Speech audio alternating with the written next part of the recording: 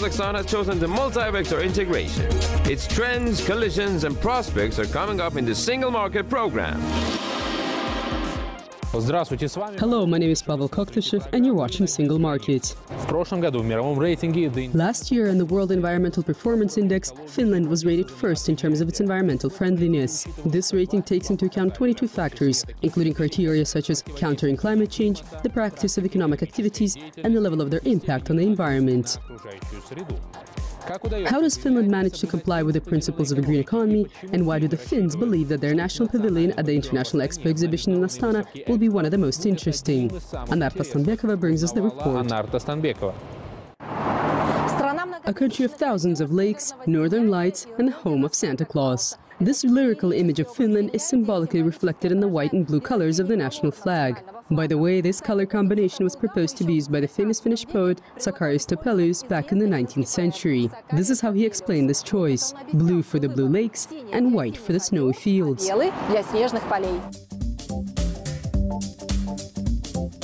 One way or another, Finland today is a country the economy of which is friendly to the environment. Among its positive aspects, as noted by international organizations, agencies and ratings, there are Finland's stable adherence to principles of green economy, care in the use of resources, and high level of preschool education.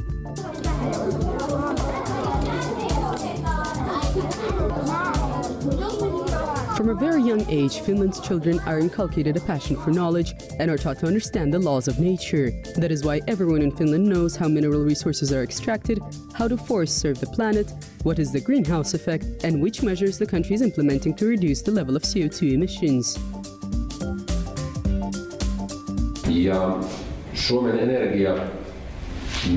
At the moment, our demand for coal is low, around 8% of the total portfolio of energy resources. We're gradually replacing coal with biofuel, timber and renewable energy sources. At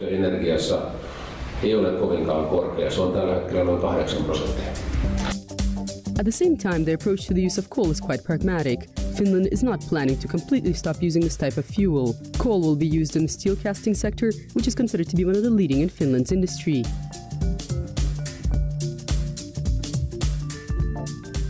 We're going to stop using coal only in the energy sector. In addition, we're going to keep reserves of it for emergency situations.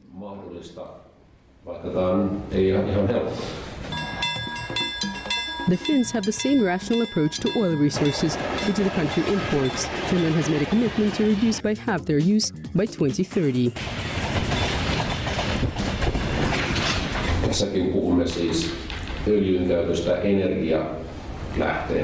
Once again, we're talking about reducing the share of oil in the energy sector, but not in the industrial sector. For example, we procure oil from other countries in order to process it and produce polymer materials and then export them.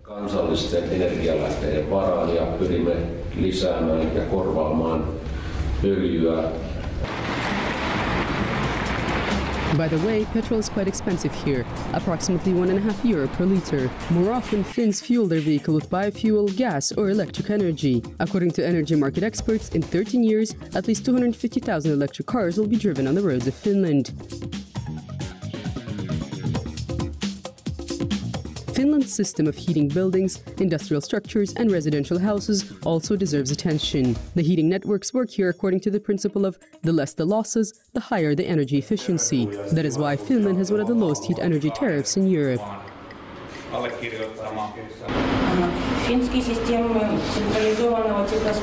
Finland's systems of centralized heating are characterized by very high key indicators. These include a very low level of heat losses from 6 to 9%. If we compare this with other countries, for example countries with transition economies, then we can know that there this indicator is from 15 to 40%.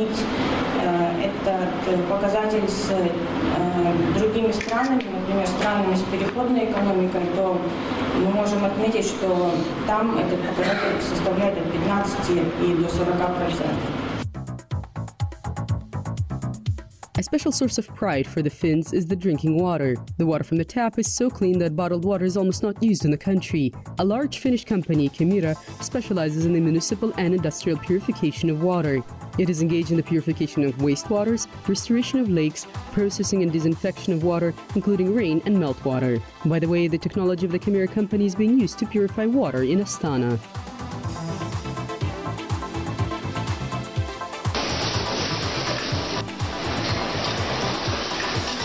One of the special aspects of Finland's economy is the renewable mode of production. The approach of not producing any waste and channeling everything towards secondary processing is accepted as a rule here. Starting this year, Finland has prohibited the dumping of wastes. Already today, 80% of used paper and carton is recycled, and a large share of industrial and household wastes are used for the generation of energy. Finland is planning to present its best practices in efficient use of energy and resources at the International Expo exhibition in Astana.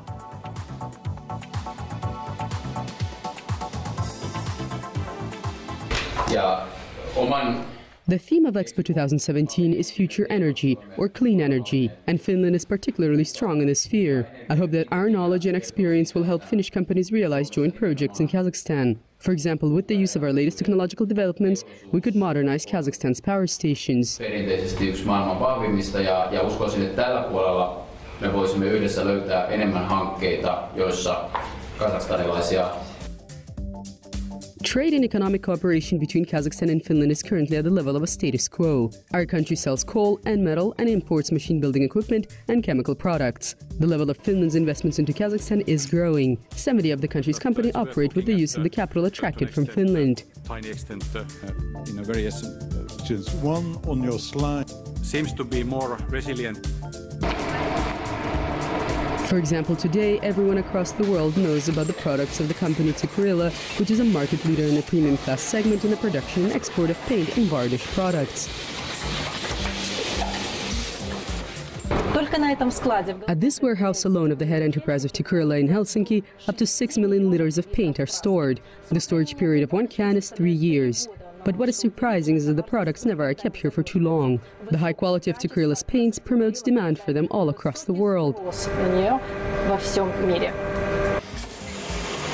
In 2015, with the help of investments of this company into Kazakhstan, a paint and varnish plant was opened in the Almaty region. There is a sense of pride here for the fact that the enterprise complies with the principles of green economy. If you enter the enterprise right now, you will not see a single sewage outlet where wastes could be dumped, or any kind of wastes. Also, all the dust is collected using special equipment. In this way, we do not pollute the air or the soil.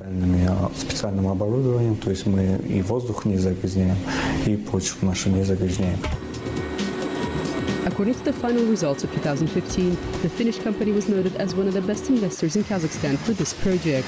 Tsukurila, together with other Finnish companies, will present its best innovative developments in the spheres of resource conservation and environmental protection at the Expo exhibition in Astana.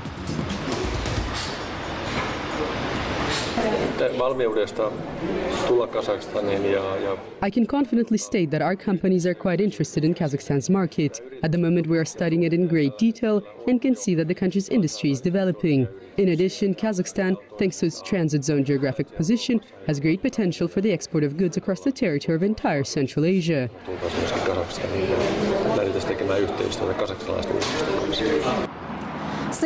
From June to September of this year, Kazakhstan will be the first country from the post-Soviet space to host an Expo exhibition. And on December 6th, Finland will celebrate the 100-year anniversary of its independence. Therefore, 2017 is a symbolic year for both countries. And this is an additional reason for closer cooperation between Kazakhstan and Finland. Anarta Stambekova, Helsinki, Almaty, exclusively for Single Market.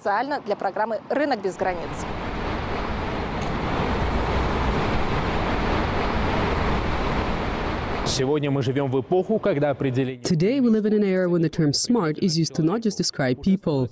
It is already becoming common to deem us smart houses, technologies, and finally entire cities and communities. By the way, there is a competition unfolding across the world for the right to become part of the list of the smartest cities. Who is who in this rating? And what cities of the Eurasian Economic Union will have the chance of finding themselves among smart cities? Alexander Galeev brings us the Navigator report. Among the awards for the smartest communities, the Intelligent Community Awards especially stands out. Annually, 21 smart cities compete for this award. At some point in time, among its recipients there was Stockholm, New York, Singapore, Glasgow and Toronto. This year, this rating will be symbolic for the countries of the Eurasian Economic Union. This is because at the same time, two cities that are part of the Eurasian Integration Project, Moscow and Astana, made it to the list of smart cities. In the rating Smart 2017, the results of which will be announced in June of this year, Russia's capital can expect to reach at least 4th place, because Moscow already made it to the semi-finals. And so, which of its achievements were noted by experts? Russia's capital has 26 technology parks. They have more than 1,300 high-tech companies. In addition, the city has 46 youth art centers. There's another factor which experts compiling the rating paid attention to. In terms of the number of free Wi-Fi hotspots, in 2015 Moscow was rated 2nd in the world. Every day 2.5 million passengers connect to the internet in Moscow's metro. In addition, another 85,000 users connect in other public places.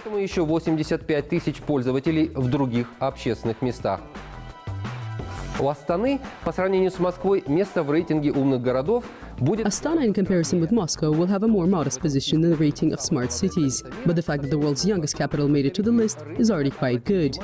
The experts compiling the rating paid attention to the fact that Kazakhstan's capital has public broadband 10 megabyte Wi-Fi internet, which covers 26 public zones. Monthly, up to 500,000 users access it. In addition, some of the public buses provide free access to Wi-Fi. Бесплатным Wi-Fi оснащены некоторые маршруты городских автобусов. Experts of the Intelligent Community Award noted the great number of universities in Kazakhstan's capital and the Balashak educational program, which gives talented youth an opportunity to continue their studies abroad. Also, projects that are being realized within the framework of the Astana Smart City concept can be added to the list of achievements of Kazakhstan's capital. And instead of a summary, what will the rating of Intelligent Community Awards pay attention to tomorrow? This is a rhetorical question, but one thing is clear today. Our country is on the right path. The country's president has announced a new program of technological development. The digital economy is allocated a key role in it. Therefore, in the future, Kazakhstan and its capital will have additional arguments in its favor in the competition for the title of a smart community. That's all for me. My name is Alexander Galiev. Until next time on Single Market. According to experts' forecasts, by 2020, cargo transport between China and Europe will reach 170 million tons, and in a monetary equivalent, the trade volume will reach $1.2 trillion.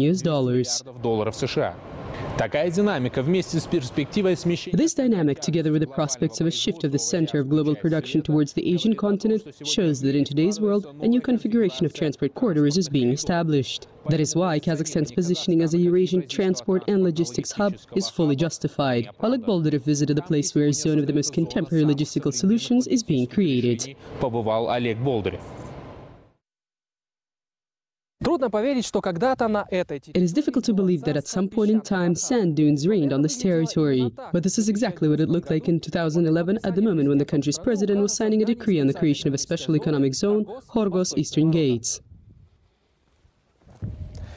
After just 5 years, the most powerful transport and logistics hub in Central Asia was built here, which facilitates the efficient movement of goods along the world's most prospective land-based route, China-Europe. The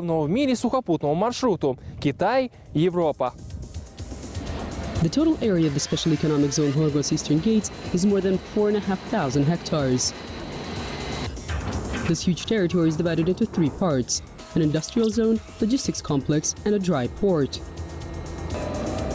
This dry port, with which the realization of this project started, today is the key element of the special economic zone. The purpose of this dry port is a functional transshipment of container trains. On the territory of the dry port, we have 2 identical warehouses, one with a wide rail gauge, another with a narrow rail gauge. Their territories are 5,000 square meters. In addition, we have 700 square meters of refrigerated warehouses. This way, the intake, sending off of containers, sorting and cargo storage takes place. Depending on the warehouse needs, cargo passes through scanning, weighing, packaging and insurance. And finally, one of the most important functions of the dry port is transshipment of containers from China's trains to Kazakhstan's.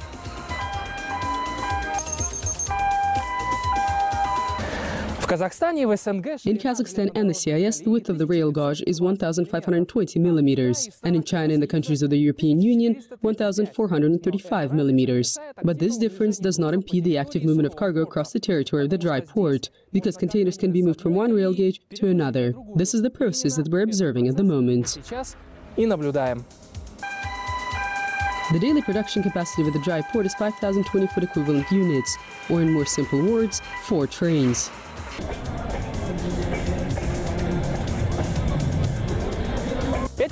This lifting equipment, which looks like a bridge, is the attribute of all ports, dry and sea. As a result, the traveling bridges move along the tracks set up on a concrete surface roads. And this makes the movement of containers across the territory of the port more convenient, safe and efficient.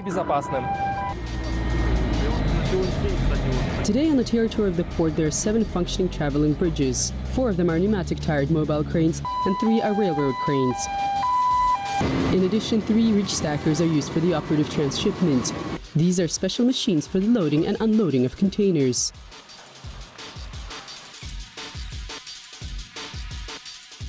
The time required for the transshipment of one train is 50 minutes, processing at least 41 minutes in the case of a 40-pound container. And the processing of the entire train, taking into account which station, delivery and cleaning of the train, takes around 3 hours. 90% of all transshipment which is realized on the territory of the dry port is done using 40-foot containers. They are also called sea containers.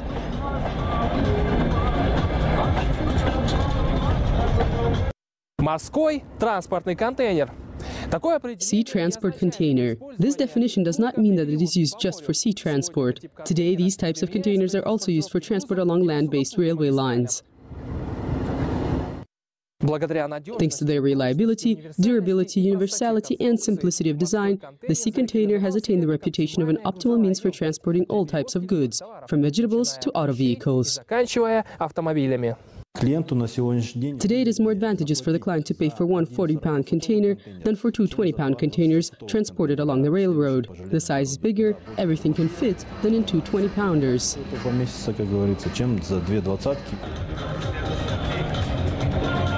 Aside from regular 40-pound containers, refrigerated containers are used here, which have a diesel-based generator.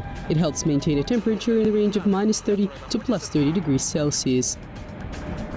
The refrigerated containers are used mostly for the transport of pharmaceutical and food products.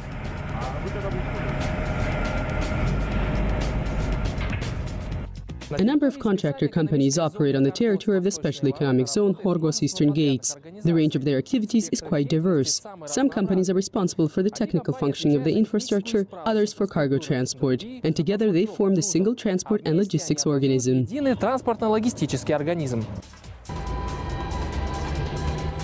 An entire IT consortium of Kazakhstan's partners, Dubai Port World, operates here, a company which is the operator of the dry port and is responsible for the integration of this entirety into the seaport of Aktau. By the way, DP World is considered to be one of the largest port operators in the world. Its head office is located in Dubai, in the United Arab Emirates. We have been working with our brothers in Kazakhstan in basically looking at the logistics. Logistics is very important, and His Excellency the President concept of reviving the old Silk Road is a very important concept and a big project. When you talk about Kharguz is a very interesting location because it is on the border with China. We believe that it has a great future. And you can get that display. With the help of an intelligent computer system, all the processes taking place on the territory of the dry port are monitored, from transshipment of containers to the movement of people. All the information is delivered to the monitoring center, which is sort of the brain of the port. So we are able to get all the information centralized at one place, where the people 24/7 will get engaged and able to perform the duty, so that the security aspect of our SAYs will be handled very efficiently.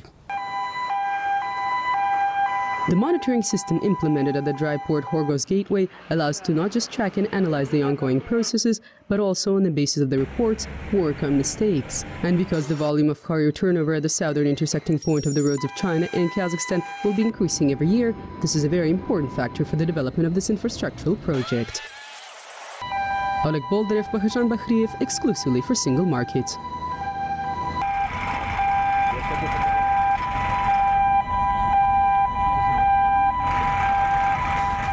That's all for today. My name is Paul Koktashev. Kind reminder, all the episodes of our program are available on www.kazakh-tv.kz. Until next time on Single Market.